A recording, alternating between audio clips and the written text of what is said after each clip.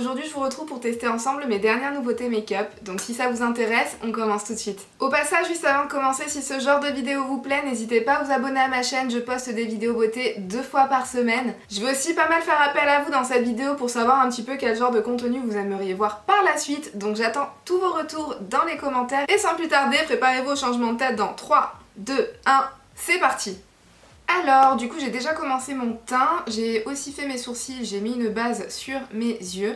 Du coup, je vais directement attaquer par le maquillage des yeux et pour ça, j'ai choisi d'utiliser la Nomad Palette de Juvia's Place que je vous ai présenté dans mon dernier haul. Et du coup, pendant qu'on est là ensemble à appliquer et estomper un petit peu nos fards, je voulais en profiter pour papoter un tout petit peu avec vous. Récemment, sur l'une de mes dernières vidéos, j'ai eu une requête de faire un petit peu des vidéos où je me prépare avec vous et j'en profite pour papoter un petit peu et vous en raconter un petit peu plus sur moi. Et c'est vrai que j'ai trouvé cette idée plutôt intéressante parce que moi aussi, c'est vrai que je préfère en général regarder des vidéos où les filles appliquent leur make-up et en profitent un petit peu pour nous raconter des petits trucs. Donc je voulais un petit peu avoir votre retour sur le sujet, je voulais savoir si c'est quelque chose qui pourrait vous intéresser, si c'est un genre de concept qui vous plaît. Ça m'a été suggéré d'ailleurs par l'une d'entre vous, hein. D'ailleurs ma Bambi, si tu passes par là, je te fais un gros bisou et merci pour ta suggestion. Je voulais savoir un petit peu à plus grande échelle si vous étiez intéressé par ce genre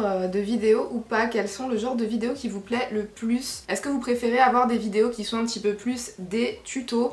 C'est vrai que j'ai pas trop tendance à faire ça sur ma chaîne parce que je pense que tout le monde est capable et tout le monde a le niveau de faire ce que je fais comme make-up sur mes yeux. Mais il y a quand même un certain temps, j'ai eu quand même quelques commentaires qui me disaient que vous aimiez quand même pas mal avoir des tutoriels. Donc est-ce que vous êtes plutôt du genre à aimer voir des tutoriels, c'est-à-dire vraiment que j'explique un petit peu tous les steps que je suis en train de faire et que je vous donne un petit peu ma technique et ma façon d'appliquer les produits? Ou deuxième option, est-ce que vous préférez, et c'est ce que j'ai souvent un petit peu tendance à faire quand par exemple je teste des nouveaux produits ou quand je vous montre des nouveaux produits en action, est-ce que vous aimez avoir un petit peu mon ressenti au fur et à mesure en fait de l'application des fards? Genre que je vous parle un petit peu plus de la qualité au fur et à mesure de l'application? Est-ce que vous aimez que je vous dise si le fard se travaille bien? Ou est-ce que j'ai des problèmes avec? Ou des... etc. Enfin, que je vous donne un petit peu mon ressenti sur les palettes ou sur les produits que je suis en train de tester en parallèle de l'application en fait. Ou est-ce que vous préféreriez qu'on papote un petit peu de tout et de rien pendant que je fais mon maquillage, que j'en profite pour vous parler un petit peu de moi par exemple, ou que j'en profite pour vous parler un petit peu de sujets, un petit peu d'actualité dans le monde du make-up. Ça fait quelques temps qu'il se passe quand même beaucoup de choses dans le monde du make-up et qu'il y a pas mal de news et d'actualités qui se passent un peu, donc est-ce que peut-être vous aimeriez aussi que je parle un peu de ça aussi dans mes vidéos. C'est vrai que jusqu'à maintenant j'ai pas trop eu tendance à faire ce genre de vidéos un petit peu papotage. Il y a plusieurs raisons à ça. Tout d'abord déjà la contrainte de temps. En général j'aime bien vous publier des vidéos qui font maximum entre 15 et 25 minutes. 25 minutes c'est vraiment ma limite max. Et encore je préfère largement vous publier des vidéos qui sont en dessous des 20 minutes. Je pense que personne n'a le temps en fait de regarder des vidéos qui sont aussi longues de nos jours sur YouTube. Il y a énormément de vidéos, il y a énormément de personnes qu'on aime voir. Et si chaque vidéo dure 30 minutes, on s'en sort plus. Et concrètement, comment ça se traduit au niveau technique un peu, hein, quand je vous réalise des vidéos. Là, j'entre un petit peu dans l'envers du décor de YouTube. C'est que je coupe énormément mes vidéos au montage. Moi, je suis quelqu'un qui a tendance à énormément parler. Je suis un petit peu une pipelette. Je sais pas si vous vous en rendez compte au travers des vidéos, mais ouais, j'ai tendance à énormément parler. Pour vous donner un exemple, sur des vidéos sur ma chaîne qui vont durer, je sais pas, 15-17 minutes, en général, quand je filme, la vidéo va durer 1 heure, voire plus d'1 heure. Et pour qu'elle arrive un petit peu dans mes critères et dans mes standards de temps que je m'impose un petit peu, et ben je coupe énormément de choses au montage. Et ça pourrait être un petit peu un problème dans le cas où je vous fais une vidéo un petit peu de papotage parce que j'ai peur que la vidéo soit hyper décousue. La deuxième raison pour laquelle c'est en général pas trop le genre de format de vidéo que je vous présente, c'est que il y a des personnes qui ont tellement de facilité à raconter en fait des histoires que même les histoires les plus banales paraissent hyper intéressantes quand c'est elle qui les raconte. Et moi je fais pas du tout, mais alors pas du tout partie de ces gens-là. Bien au contraire, je suis vraiment nulle. Mais alors je suis nulle en racontage d'histoire. Donc c'est vrai que j'ai pas trop envie un petit peu de vous ennuyer sur ma chaîne et que vous vous endormiez en regardant mes vidéos. Même si ça pourrait être un concept un petit peu sympa, hein, je sais pas. Genre vous mettez une de mes vidéos avant de dormir et ça devient plus un on se prépare ensemble avec Océane, mais un on s'endort ensemble avec Océane. Enfin bon voilà, c'est aussi l'une des raisons pour lesquelles j'ai pas trop tendance à m'orienter vers ce genre de vidéos et vers ce genre de format sur ma chaîne. Mais du coup c'est pour ça que j'aimerais énormément savoir quel format de vidéo vous aimeriez voir. Parce que c'est vrai qu'on n'est pas beaucoup sur ma chaîne, on est un petit peu plus de 250 là quand je vous tourne cette vidéo. D'ailleurs, bienvenue à tout le monde. Du coup voilà, j'aimerais beaucoup profiter du fait qu'on soit pas nécessairement hyper nombreux sur ma chaîne pour que si jamais vous avez une idée sur la question, vous me fassiez un petit peu savoir ce que vous aimez voir, si vous aimez les tutos détaillés ou si vous préférez que je vous donne un petit peu mon avis comme je vous disais au fur et à mesure que j'applique sur ma peau, sur mon visage les produits, ou si vous aimeriez qu'on papote un petit peu de tout et de rien. Donc voilà, je fais un petit peu appel à vous pour savoir ce que vous aimeriez regarder, donc n'hésitez pas à me dire tout ça dans les commentaires. J'ai très hâte de lire un petit peu ce que vous aimez voir un petit peu en règle générale, ou même si vous avez peut-être déjà des petites idées de sujets dont vous aimeriez bien qu'on discute ensemble en vidéo. Bon après, hein, bien sûr des sujets reliés au make-up. Hein. Bien sûr on va pas commencer à s'embarquer dans des questions un petit peu philosophiques et existentielles sur ma chaîne, ça vous pouvez en être sûr, hein, donc ne vous inquiétez pas, je veux vraiment que cette chaîne reste dédiée au make-up et au divertissement autour du make-up parce que vraiment c'est ce que j'aime faire, c'est ce que j'aime regarder et c'est ce que j'aime voir sur YouTube moi-même, donc du coup forcément c'est un petit peu ce que j'ai envie de vous proposer. Donc voilà, j'attends vos retours un petit peu sur la question dans vos commentaires. J'ai vraiment hâte de savoir un petit peu ce qui vous plairait pour que je voie un petit peu comment m'organiser pour vous proposer un petit peu de ça. Je pense aussi que je vais bientôt vous lancer une petite FAQ, une petite foire aux questions en fait, parce que je pense qu'il y en a peut-être plusieurs d'entre vous qui seraient peut-être un petit peu curieuses que je me présente un petit peu plus que juste au travers du make-up, hein. C'est ce que je comprends tout à fait, parce qu'au final je vous poste quand même 2 vidéos par semaine. Peut-être que pour certaines d'entre vous, vous commencez à voir plutôt régulièrement mes vidéos et du coup, ouais voilà, peut-être que vous avez envie d'en savoir un petit peu plus sur moi. Donc voilà, en fonction de vos retours et si vous êtes nombreuses à me dire que vous aimeriez des formats un petit peu différents et des formats où on papote un petit peu plus ensemble. Je pense que pour commencer, juste après, je vous lancerai une petite foire aux questions pour que ça me donne en fait une petite base hein, pour savoir par quoi commencer, par quoi vous aimeriez qu'on papote ensemble, etc. Et je pense que c'est le meilleur moyen en fait pour donner une base et pour donner un bon départ à ce genre de conversation, tout simplement. Moi du coup de mon côté j'en ai fini avec mon make-up des yeux, avec cette petite palette que j'ai vraiment énormément aimé travailler.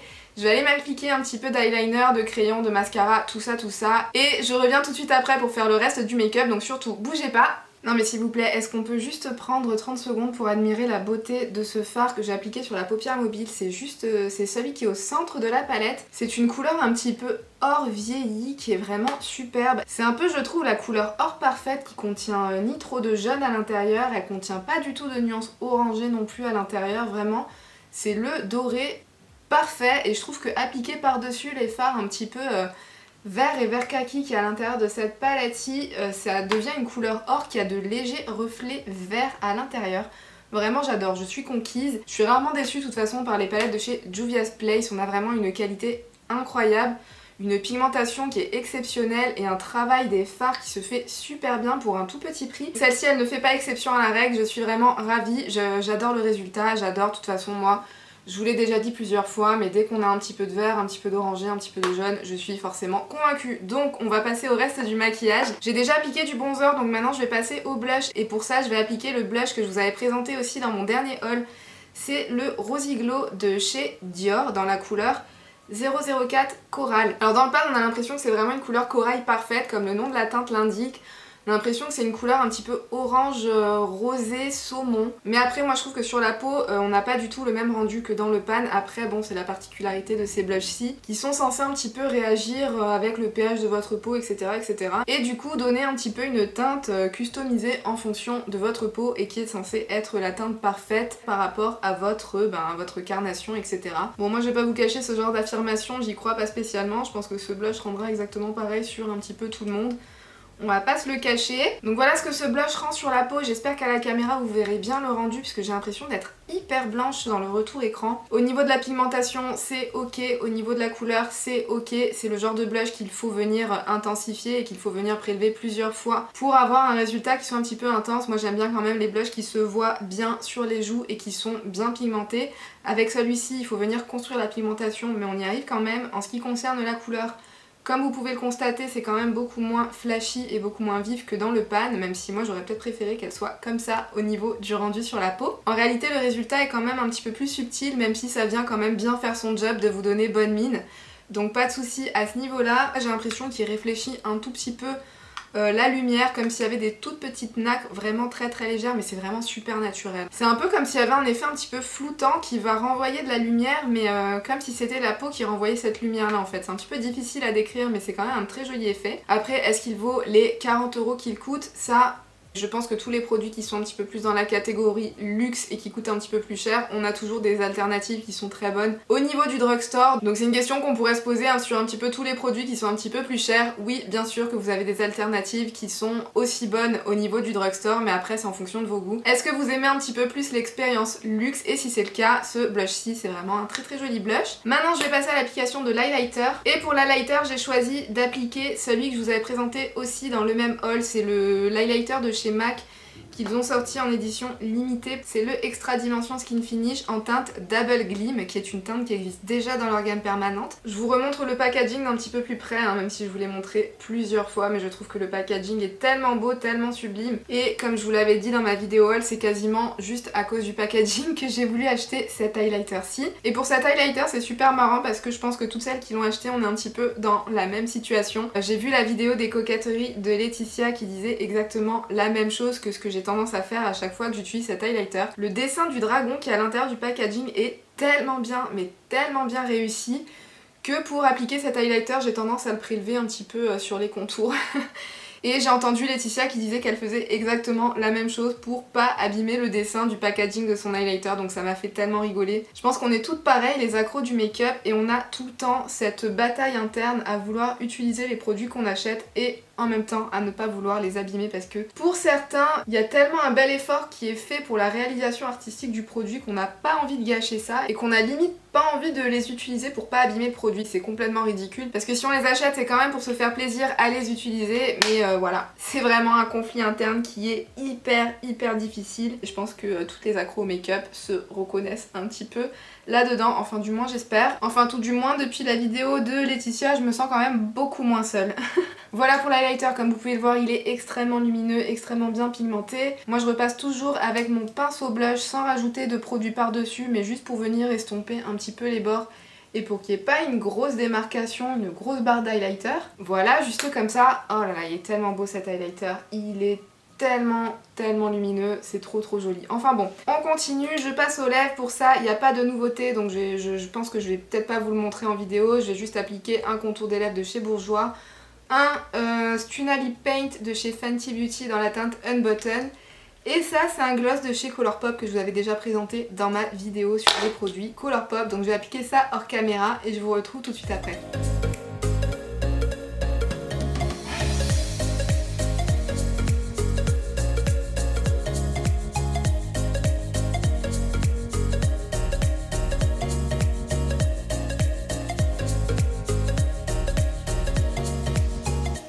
Voilà le look dans son ensemble. Moi franchement j'ai adoré me préparer avec toutes ces petites nouveautés que je vous ai présentées. J'espère que le look vous plaît, j'espère que la vidéo vous a plu. Si c'est le cas, n'hésitez pas à la liker. Pensez à me mettre dans les commentaires si vous aimeriez voir un petit peu plus de vidéos où je teste les nouveautés et qu'au passage j'en profite pour qu'on papote un petit peu plus ensemble. Pensez aussi à vous abonner si vous avez apprécié cette vidéo et que vous avez envie qu'on se revoie sur ma chaîne. Et sur ce, moi je vous fais d'énormes bisous et je vous dis à bientôt dans une prochaine vidéo. Bye!